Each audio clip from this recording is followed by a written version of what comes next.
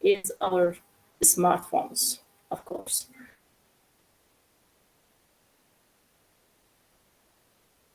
Of course. But besides that, sometimes it can steal the real life and the real experience of place and city from the users, from the citizens of it. So if I want to define that, what is the main issue in this smart age, how we can interact with our built environment in the age of information technology. Can we use our phones, our smartphones, our platforms, smart digital platforms, as a connection, as a bridge to understand the concept of place better and develop futuristic cities. Uh, as I said, these days we are somehow smart. We all of us have smartphone addiction, and smartphone is still our interactions. We in the past years, in the before, some people, urban designers, placemakers, were busy to build, design, makes parks, pedestrians, streets, making them, design them, and people coming to them. But these days, this is very different, of course, and it seems that in an age of smart technology, also we need some smart technology solutions to make our cities usable and friendly for today's age, for Generation Z. In recent years, the smart city concept has got more popular. Um, but the problem I want to say here, highlighted with the word of problem. The problem with with the term of smart city is that it seems that when we use smart city, mostly we are working for some technical industries, technology industries. And amidst all of these things, we forgot the real user of the place, and it is human. Playable city concept or term is something that just recently got popular in recent years, and it stands it, besides the or in front of maybe of the smart city. Um, when smart city just focus on technologic aspect of a city, playable city tries to focus on more joyful, fun, livable aspect of a city.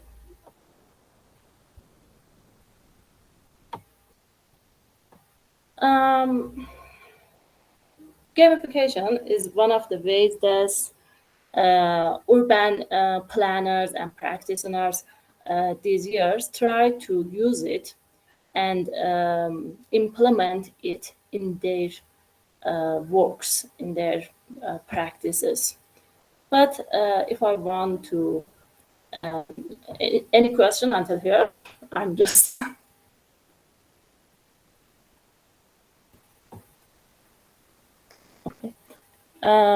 smart gamification.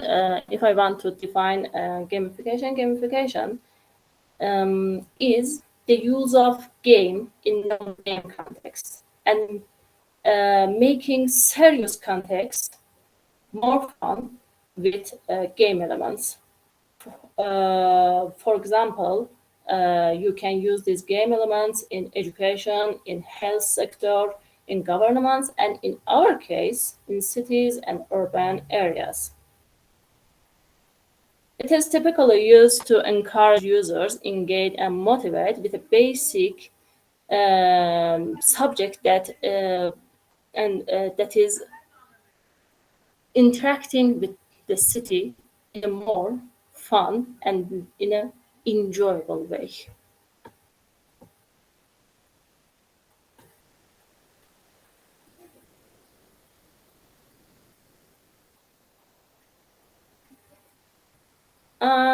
Of course, for applying gamification in a city or any other serious context that I mentioned, we first need to know um, genres of different genres of games, different concept of them, and we have to a little deep into the world of games.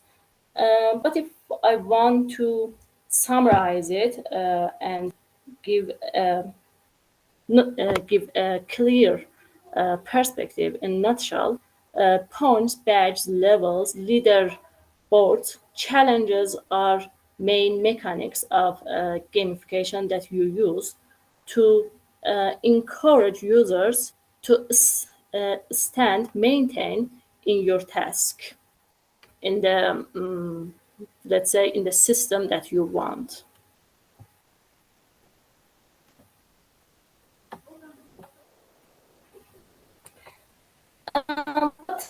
Why this works and how it works. Um, Maybe no, some of us forgot, but every child love playing and gaming. This is the very basic need for every human in this world.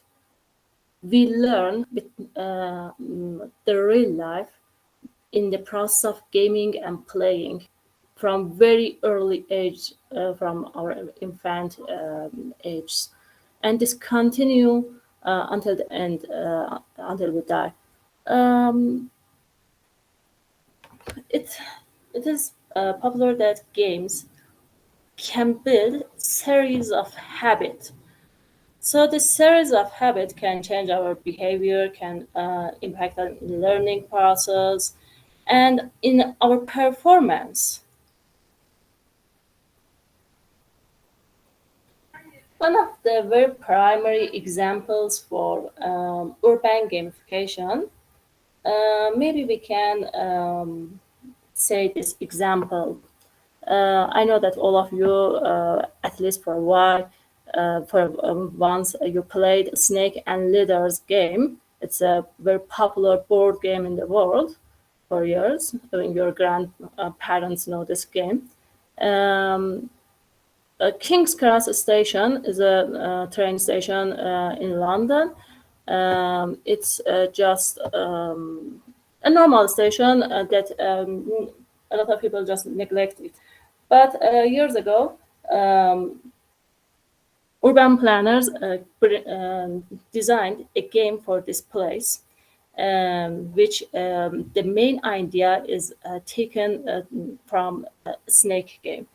In this digital platform, you can use your phone as a leader, and with your phone, you play with fountains, which are there in the King's Cross in the station. Just a normal train station, suddenly with this activity, with this um, practice, changed to a livable and fun playground for everyone from for every age.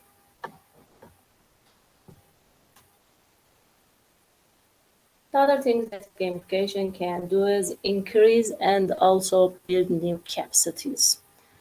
And local communities can develop their own communities and connect themselves to the pool of national resources. Develop communities down up development. These days, this down to up or bottom to up development is very popular, and lots of urban planners like to use this term. But gamification can be a really an asset and a toolkit for urban planners because it's directly try to engage citizens in a platform. Also, it can bring some democratic right of place and sense of the place. It can increase productivity in urban areas by promoting new networks and connections.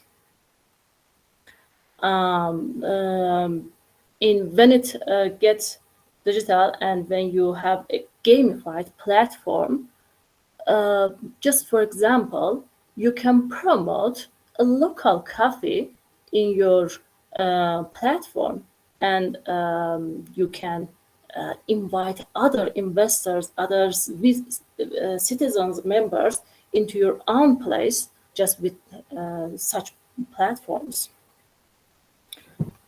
And in general, if I want to say, it can use as a method, and it can known as a toolkit also, both for citizens and also for placemakers, for experts in this idea.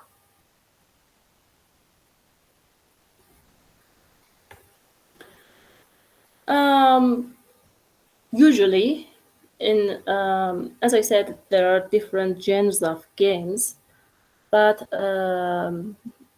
for example, there are family games, family genre games that in these genres, you need to collaborate together to solve a problem, to achieve the goal of the game. When you consider the city, the whole city, or a public urban place as your playground, and you implement gamification mechanics in this place, then you are inviting people to participate in a collaborative system, in a collaborative decision-making system. They can reach their voice to the upper levels, to the placemakers, to the government, to the architects, and they can decide for themselves that what they want for their city, for their place. Of course, gamification can be useful for government also, because at the end of the day, this is a smart and digital toolkit that can monitor and control knowledge, analyze citizen sites. A good example of collaborative placemaking and use of gamification by the government is the project of Block by Block, which UN Habitat used it. UN Habitat by the assistant of Minecraft, with game Minecraft, which is a very popular and one of the best sellers games in the world, decided to encourage people of citizens of cities in underdevelopment countries to have a different look to their cities. As you can see in this picture, the upper one is the real world, and the down one is what people made it in the Minecraft. After people of a place, a city, with the ambassadors of Minecraft, build their dream city in Minecraft. 1 year later, the ambassador of UN Habitat go back to that city, and surprisingly, he saw that he understood that people build their dream, and they brought it to the reality life.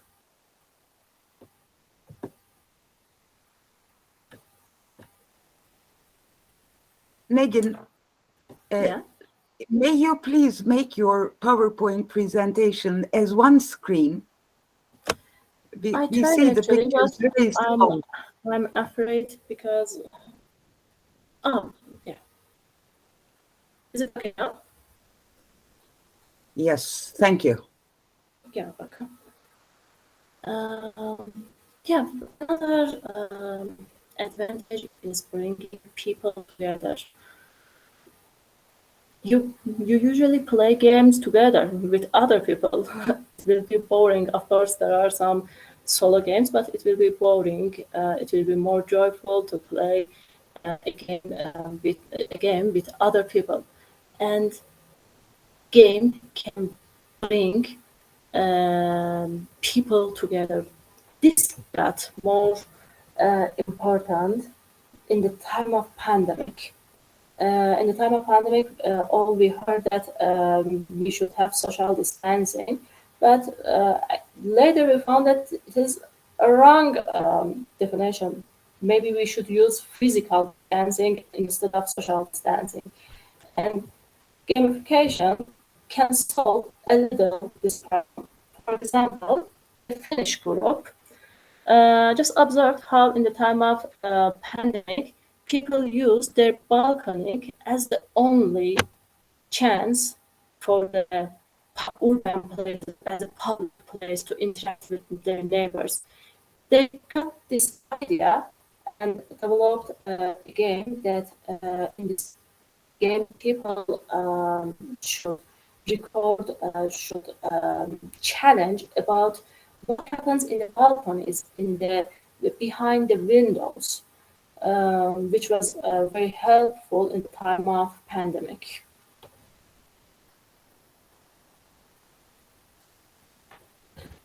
Also,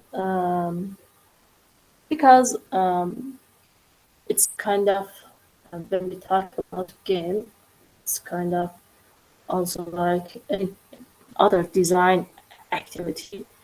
We need to be creative. We need to focus on culture. We need to focus on music, tourism, economy, and other values of that place, tangible and intangible heritage of that place, especially when our issue is an important thing like city and urban life. For example, North Festival in Norway is an annual festival for art forms and performances. Um, some 4 years ago, Neurat Festival developed two applications, and by playing these applications, uh, players can find different graffitis that artists designed in different places in the city. Not only this, give the citizens um, a, a sense of place. They find an opportunity to find out their city once again with more open eyes, with more open mind. Lots of people are don't pay attention to their cities, but when they enter themselves, when they found themselves inside a game that they should win, and everyone like to win. When they found themselves inside a game, they more attention to their city. They find more places. This is the very first screenshot from this application. Or another example of this using as a toolkit to introducing heritage happened in Ghent city in Belgium. The municipality of that city uh, designed and developed a game in that children explore the heritage and touristic attractions of the city. At the end, municipality and tourism office give children a present to them. I can say that it is very similar to the Pokemon Go game, and just but it also has some differences. For example, in this game, the zoom is more on, as I said, it's on heritage, but the main idea is like Pokemon Go. You go and you find a dragon in different places, in different heritage. You have a map road which leads you to the direct place, direct heritage, and then this dragon item, this dragon avatar asks you some questions about the history of that place.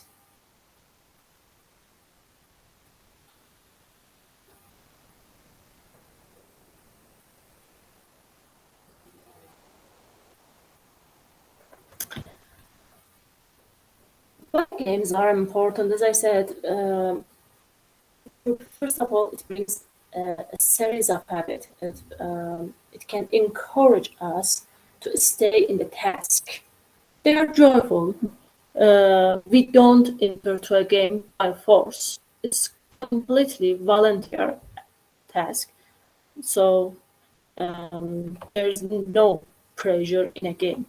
Also, games have on themselves have some structured scenarios, and in these structured scenarios, you can use challenge strategy to find out how to develop, how to design, how to make your city so it will be more reasonable for city users. It can be known as a fun way of stimulating placemaking. It can happen in architecture, it can happen in urban planning, but this is kind of simulation work.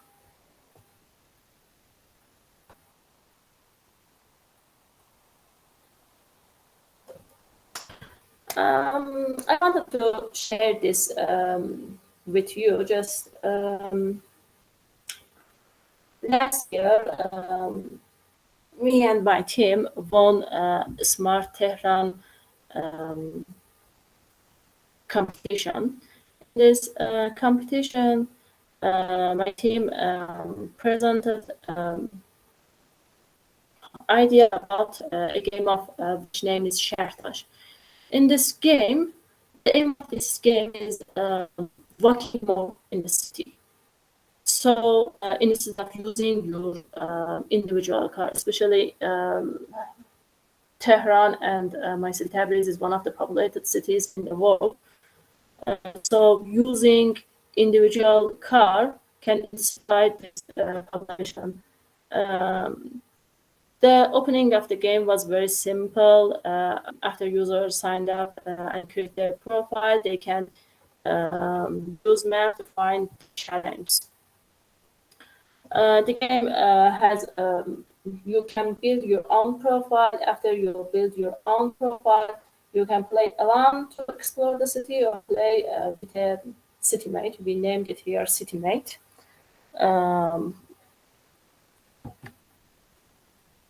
The other things that we considered was that when you find a VIP profile as a gamer, when you reached higher levels in this game, you can directly connect with local government and share your ideas about how what you explored in the cities, in your city, what the problem take your attention and you want to solve it. You have an idea about it.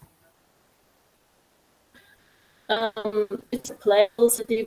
It encourage walkable city, greener city, small city, and other qualities. If I bring a conclusion, urban gamification, although the term of gamification in itself is a new term. It just started, the term of gamification just started in 2011, 10 years ago, or 12 years ago, with Sebastian Deterding in a conference, but after it, little by little, it gets more popular. And urban planners, architects were the, we can say, the last people who find that they can use gamification in their practices. It's a new concept, but it can make city understandable for everyone. It can make city touchable and fun, playable for everybody. Also, in itself, it has some social transformative power, and it can shift this society in a positive way. Also, as I said, government can use from this the privilege of games in down-to-up placemaking practices, or in monitoring, controlling citizens, and gathering their useful data.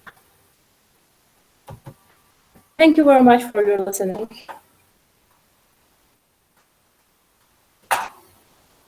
Thank you, Dr. Negin, for your informative presentation. It was really useful and informative for all of us, I'm sure that. So now I'm giving the stage to our respected listeners and dear professors and students to ask a question if you have. So yeah, let's get started with the question.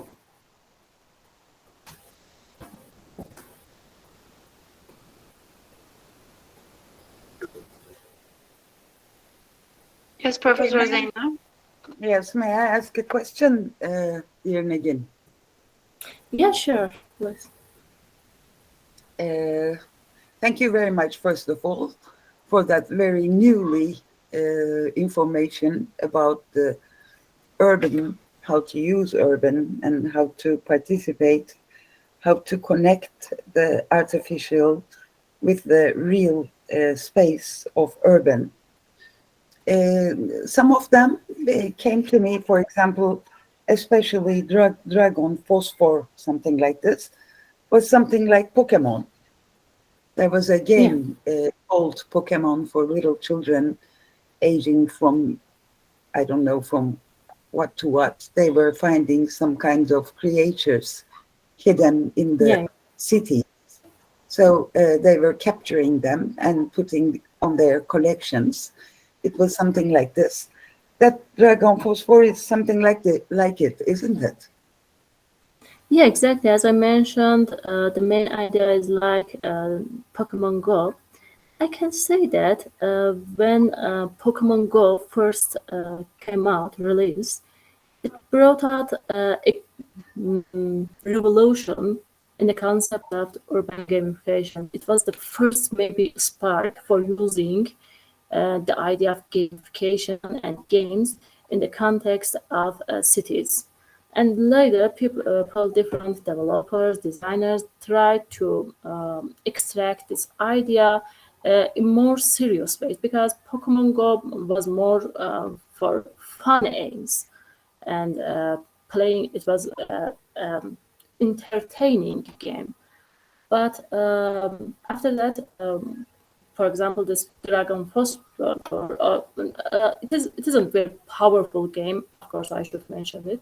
But when it comes to the aim, they little changed the idea of Pokemon Go and made it more serious and more usable for heritage. So yeah, it's very similar to the Pokemon Go. Yes. And for the other applications, which directs us where to visit, what to see, what to involve in. For example, if I am a visitor in a country or in a small town or a big town, I would like to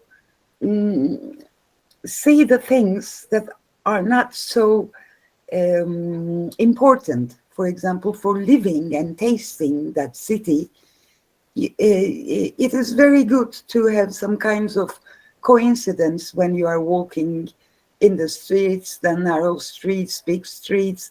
But this one is directing us to what has to be seen, what has to be involved in.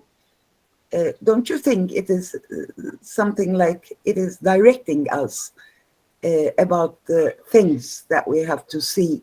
And it is mostly depending on eye to see. When you not only see, but also when you live something inside of that city, all of a sudden, that makes you familiar or understandable related to that town. And if I am an inhabitant, and if I have those applications, as you have been mentioned, a kind of connection with the government, with the municipality, adding some ideas of yours to them. So it makes the community more, for the municipality to hear your voice, something like this. But it is, again, between municipality and me. It doesn't include the public to what has to be said, what will be the common voice of the public. Don't you think? What do you think about it? I totally agree with you. However, I think that it really depends to the way we design and define the game. You can use it as I said, in a collaborative approach. For example, the example of UN Habitat. In the example of UN Habitat, they just invited local and they asked them to think about a junk deposit that was in the middle of the city. Local, and they give them a toolkit. The toolkit that the UN Habitat ambassadors gave to these local people was very simple. Minecraft game, which has very simple mechanics. They just designed and played game together to develop this place, putting block on block, and then they presented what they designed to the UN ambassadors that okay, we finished our game, and what is our dream is should be like this. After all of that, UN ambassadors left it, and they didn't even ask them to build that place, to make it real. 1 year later, when they came back, surprisingly, they saw that those people were voluntary in a volunteer process by themselves. They built that place. They cleaned that junk deposit. They built a public park, a small public urban place for themselves, just by putting some flower boxes and small actions. With small actions, they make big change. About your question about that you said directing people into tourists and visitors into a special place. As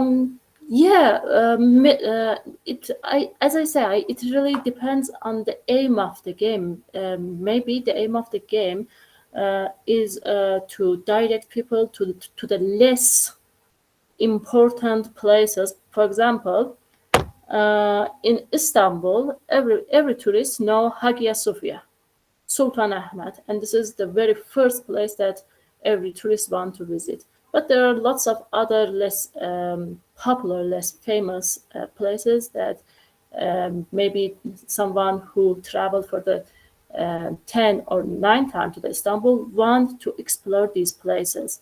And I think it can be like a place promotion for places that are less known.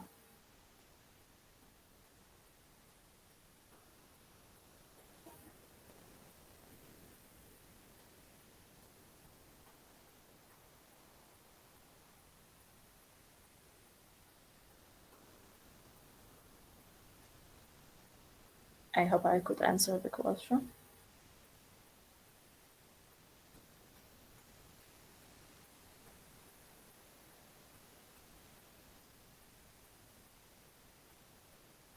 Professor Zainab, can you hear?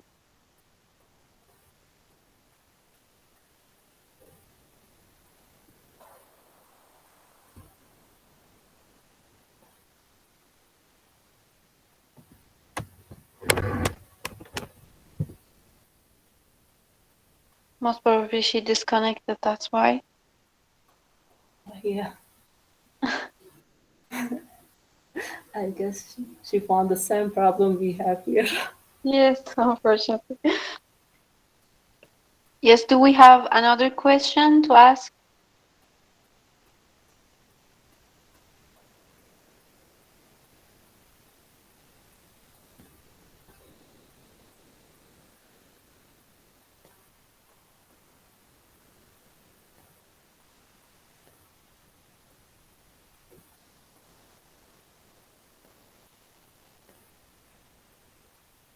Dear listeners, can you hear us? Yes, Şebnem hocam. Ah, yes, okay. Okay, do we have another question to ask to Dr. Negin?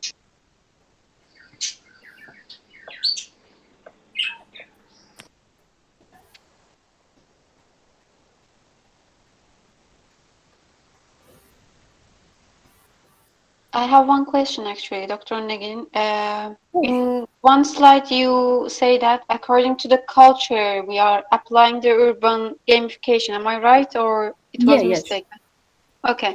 Do you think that in Middle East countries, do we can add this urban gamification there, or do you think it's not able to do it because of the culture and identity that we have? of course, sure we can. Of course, in some countries, maybe some conservative ideas. We have some, for example, inside Iran, in some cities, it is prohibited for girls for cycling. Then the designer should consider this when it wants to design or want to apply game mechanics. Should consider this problem.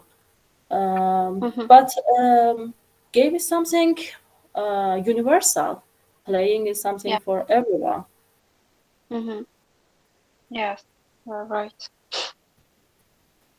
Thank you for answering. Yes, Samane has a question. Yes, Samane hocam, you can ask. Hello, Negin Hoca, Dr. Negin. Hi, Saman. Thank you so much. That's a very interesting subject for me, especially when I searched about it 2 or 3 years ago. I found it one of the purpose of design relationship between game and urbanism is that the crime prevention. What's your idea about it? Sorry, I couldn't understand your question. Once. My question is about what's the purpose? How can we say that, for example, purpose of relationship between game and urbanism with the keyword of crime prevention? Crime prevention. Yes, That's good question, actually. I have paper about this. In a part of it, I mentioned it. It's about using urban gamification in night life for nightlife. yes. And in that, I just mentioned that When we say that gamification has this power to encourage people to gather together, to invite people to come to a place, in a night also this can be helpful. Just as an example, this is a brainstorm, a rapid brainstorm that you can design a game for nighttime. That especially in these days, it is more. It seems that we need it because we have 24 hours night times. So a city, a successful city, should be 24 hours. Lots of people works until late hours.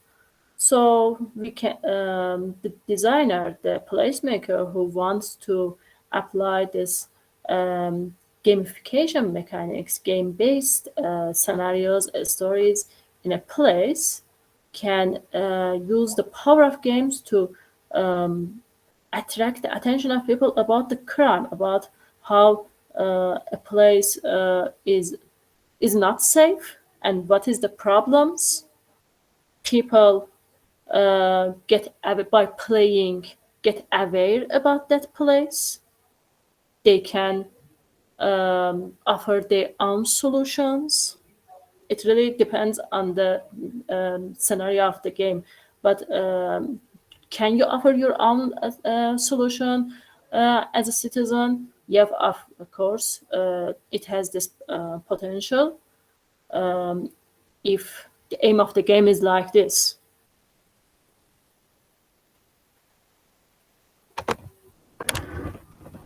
Yes, thank you so much. Exactly. You're welcome. My pleasure.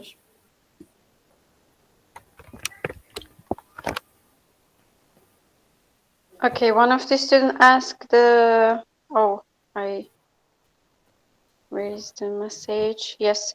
What are the some benefits of gamification?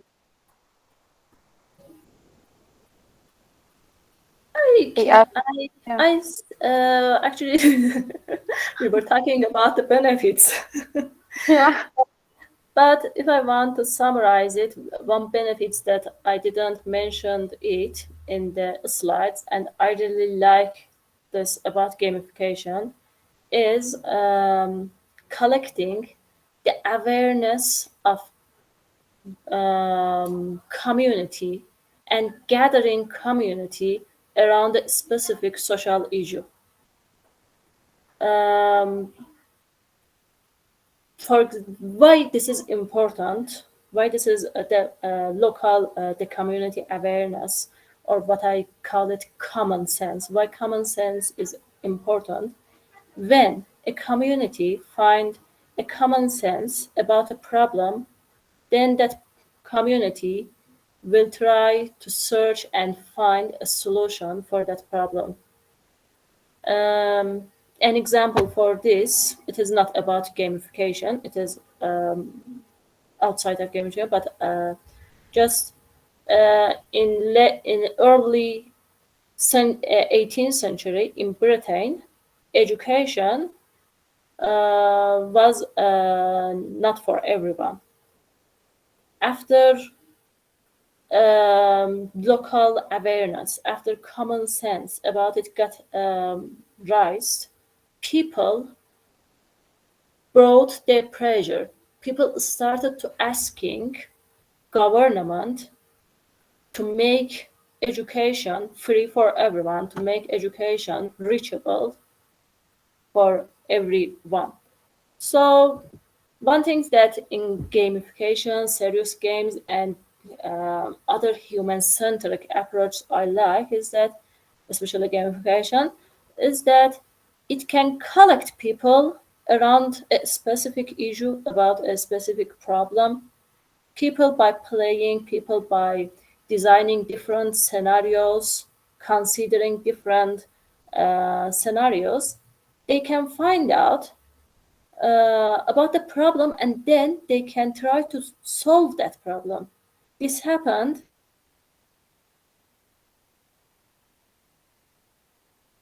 it went to a underdeveloping city, in an underdeveloping country, they just taught the player, to the citizens, how to play that Minecraft. They played the Minecraft, they simulated the place they wanted.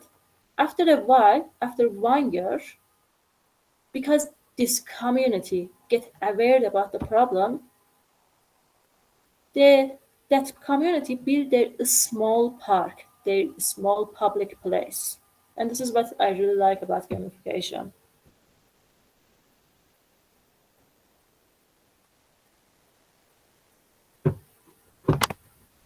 Yes, thank you very much, Negin. Thank you very much to your answer to my question also. I'm so sorry, a phone call came and I had to open it. I couldn't reply you. Thank you very much.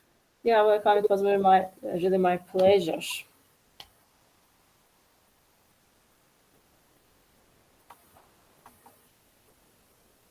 Yes, do we have another question?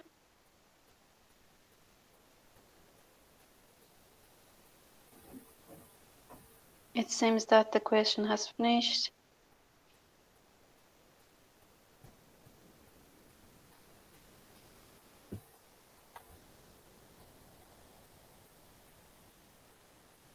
Would region affect gamification? One of the questions about, yeah. Of course. As I said, just like any other design practice, for example, I refer to the Dr. Shabnam's questions that she asked about Middle East. And I told, for example, the ban about cycling for girls in Iran, or, for example, in Saudi Arabia. A designer should consider these bans, these limitations when he or she start to designing. Design is like a box. It has its own joints, and we need to move inside that box. We should bring our creativity inside that box, and besides that limitations.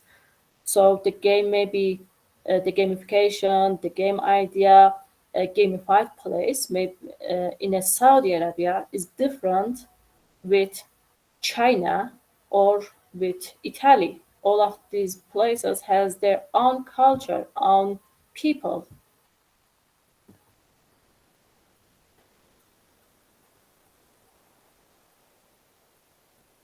Thank you, Doctor, for your answer. Yeah. So, do we have, yes, Emad? Hi, I will have a question about gamification. Does it need an infrastructure in the city, like an architecture infrastructure, to actually develop a gamification urban design? Does it need like special places in town to be like designed and to help with this concept? Really good question. Actually, the idea of gamification, the main idea, and if I want to say, is based on digital platforms. But in recent years, some architects developed some large board games. For example, one of the people who is very famous in this area is, if I'm not wrong, is Ben Schouten, a professor in Amsterdam University, with his students, as I know, developed a really large board game that at one moment 500 people played this game to solve the problem issue for how to the housing of migrants.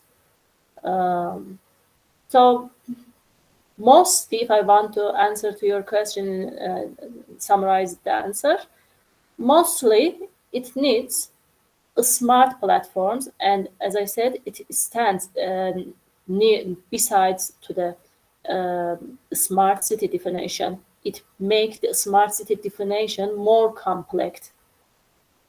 So first we have to have some smart city, have to use at least some smartphone. But in some cases, it is rare, but it can happen. In some places, in underdeveloped countries,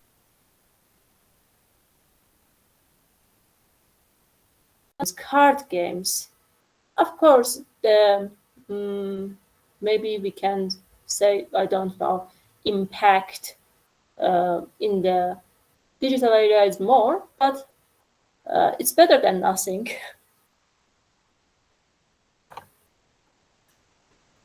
Thank you for your answer. Actually, that helps. Thank you.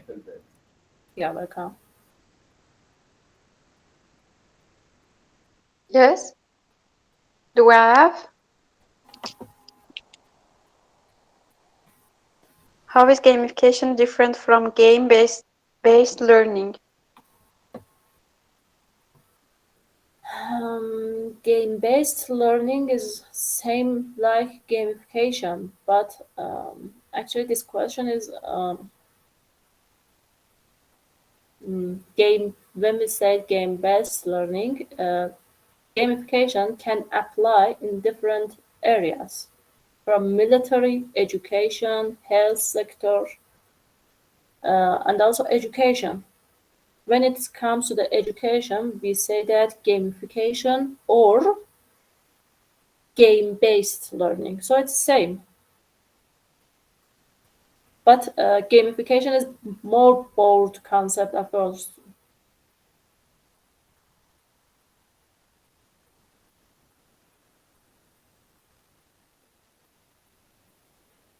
Thank you for the answer.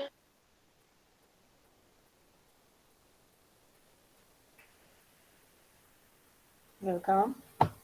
Yes. Do we have another question?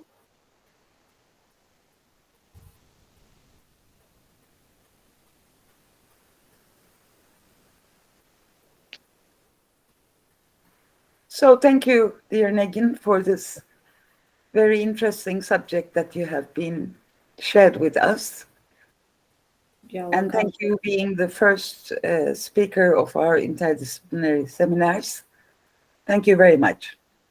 Thank you for this opportunity. It was really pleasure for me, and I'm very eager. I'm waiting for other people's seminars. I'm looking to hear other people's seminar and talks. Okay. So good evening, everybody. Thanks for participation.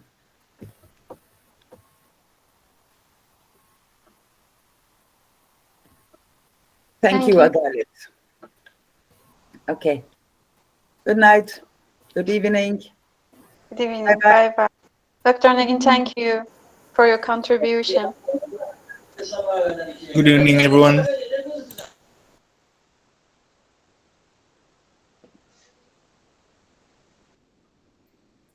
Thank you so much, Negin.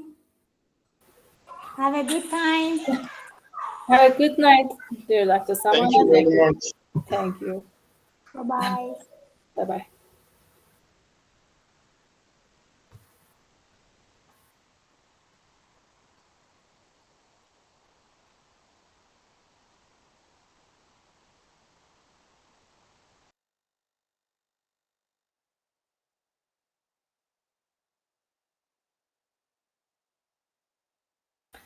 It's finished, Dr. Shebnem?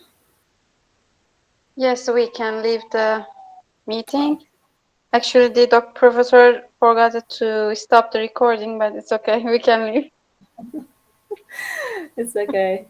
Thank Thank you, you. and see you Thank later. you. Bye-bye. See you. Take care. Bye-bye.